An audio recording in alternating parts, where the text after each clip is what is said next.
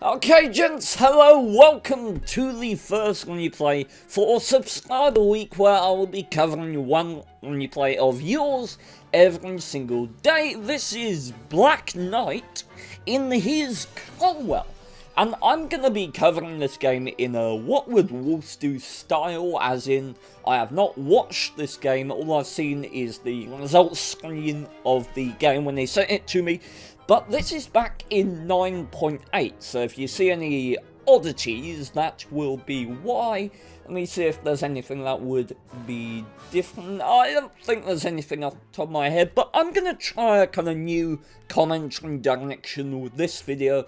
And that's going to be, I'm going to really try and get into the mindset of what I would be thinking in this game. And what that will allow me to do is have a good grasp of whether I would have come out of this game with the same result, which is kind of the point of what would wallst do style anyway, to evaluate my skills and see how games will differ from just the personal touch of me playing them as opposed to someone else. So, let's get in here, and I must say, gentlemen, I am feeling remarkably blessed to be here in my Cromwell in a tier 6 game.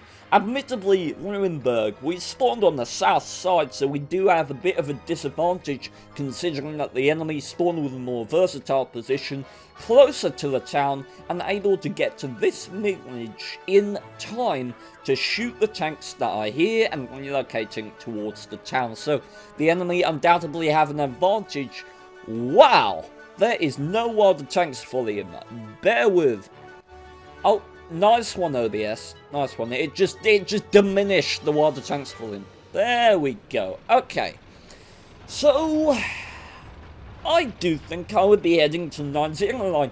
What you've got to look at in this matchup is the fact that we've got a Fury, a Cromwell, a VK3001P. We are medium tank orientated. Our top tier forces, which is what you always want to look at to see where the main course of battle is going to take place, our top tier tanks are mediums. The enemy top tiers, they've got 2 TDs, which will be at the back on the A line somewhere, and they've got 2 heavies, which are platooned, meaning that they will be in the town. So, that it's very unlikely that the enemy is going to have a large amount of forces up here. What I do have to bear in mind is that while I engage people like this M7, I need to be careful that I don't take any fire from those TDs that we know are going to be on the 8 line. So keeping buildings to my left is going to be an important part of the engagement up here. And successfully claiming a Sherman and her glassy, oh, not a Sherman, sorry, an M something, M7 or M whatnot, and takes out the platoon of tier 5 American shenanigan tanks. Now, I would feel pretty damn confident at this point. I mean, you've got to think about it. The enemy is TD orientated. One Hellcat has been spotted in a town for some reason. And the rest of the enemy team, T-67s, Su-85, box tank. Sure, if I get spotted, it's going to be a pain, but my view range is far superior to any of these tanks here, so I would be attempting to work the bushes on the edge of the town in an attempt to light them up, if not for me to shoot at, then for my 2 arty, which are in the game, to take the kills. And that's exactly what blacknyte seems to be doing. He knows that he's got better view range, and he's well aware that there'll be a box tank or a T-37, T-67 back at base, so he's put himself in a position that was very versatile. I really like that play. Instead of going to the bushes at the edge here, which is overcommitting, because you can get just about the same effective view range from here, and you can stay on this side of the range line, so that when this Matilda pushes up, he's not caught in a position where he's going to instantly die there. So, really good play. And pouncing. Is this not what the Cromwell is good for? And, oh god, the Matilda's got the dirt gun.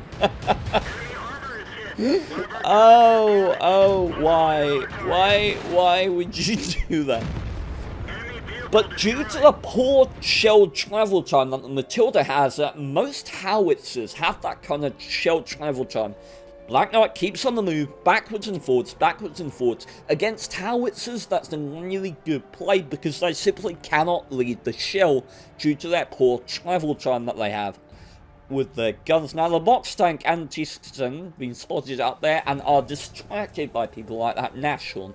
So this would be a good time to strike, and I hope to see Black Knight playing more aggressively at this point, and indeed he does, striking in there and getting a position on the flanks of all these TDs. Nashorn goes down to the box tank, and I'd be focusing up on that Hellcat. It looks like he has a shot sack on it now. And Wobble Ammo should be able to pick up this guy with one shot. The KV-1, I don't know whether this is tunnel vision or whether he just wants to blaze across, but that was a nice shot. Oh, wow. Gun stabilization of the Cromwell, it will let you down, but hell, maybe the Gunny player's just glitching out and not showing me how much he's actually aimed. I'd be upping the ignition at this point, and it looks like he is. Doesn't want to waste any time. Let's get in here and bully these stupid heavy tanks. And there we go. That's more likely what's going to happen when you fire Cromwell on the move. He just sits down next to him like, hi. Who killed that? Okay, the T-150 just made a kill, so he has fired. You can get one, maybe two shots off. Doesn't want to push the second, but this is a sneaky-ass position. 90mm of side and frontal armor on the T-150 and 100 at the front on the turret, but that Cupola.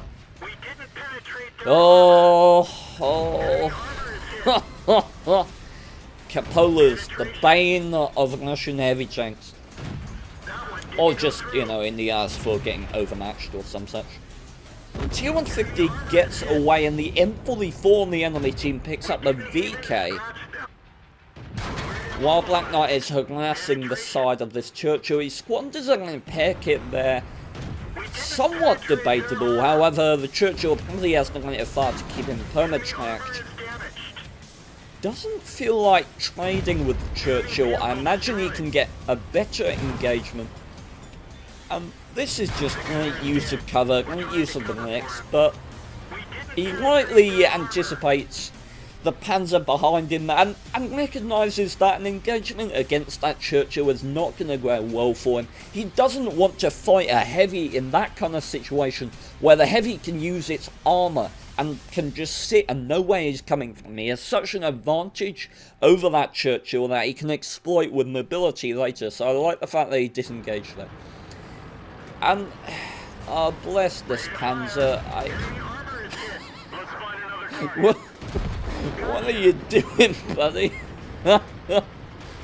Okay, popping out into the middle. We've got to be careful of a box tank or some such coming down the middle, or at least being in the middle. Secures the kill on the Churchill. That's his 9th kill of the game.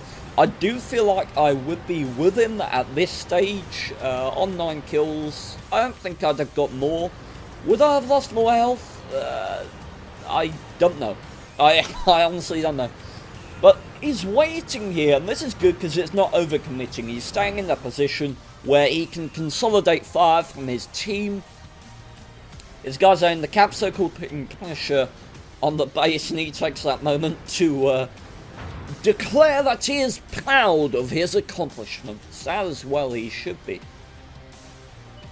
So waiting here, and this was just lovely. Just waited here in perfect anticipation of that, and the M44 pops up out of nowhere, and there we are. Move, move, move, move, move, move, move!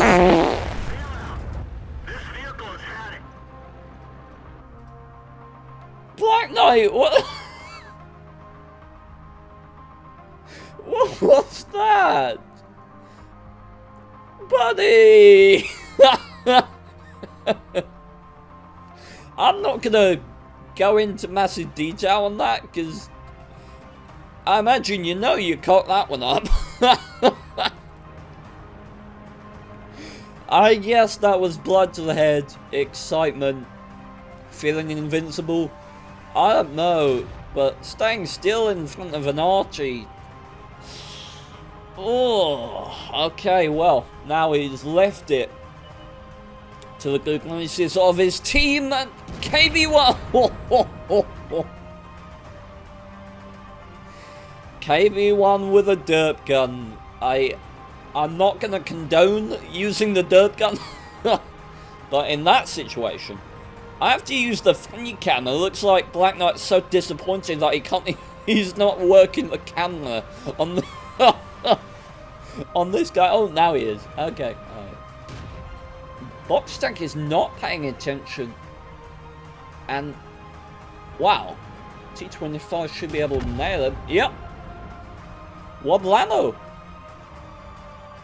Well, gentlemen, Ruinberg, home to the ruins and wrecks of most of the enemy team, 2/3 of the enemy team, 10 kills for blacknyte in this game in his Cromwell. Admittedly, a lovely matchup, but took advantage of it to the best of his ability, and other than that misplay that cost him his life with the M44, there's not really much that I would have done differently in this game, and I do like to think that I would have come out of it with a pulse medal as well, although most likely my dystonia or other factors, probably ramming that KB1 up the ass, would have stopped me from doing that. Either way, gentlemen, hopefully you've enjoyed the replay. I hope you found it helpful, and until next time, I will bid you a very, very fond farewell.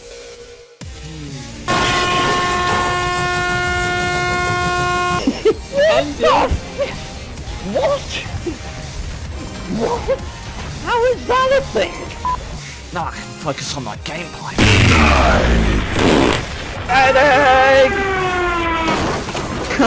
I will.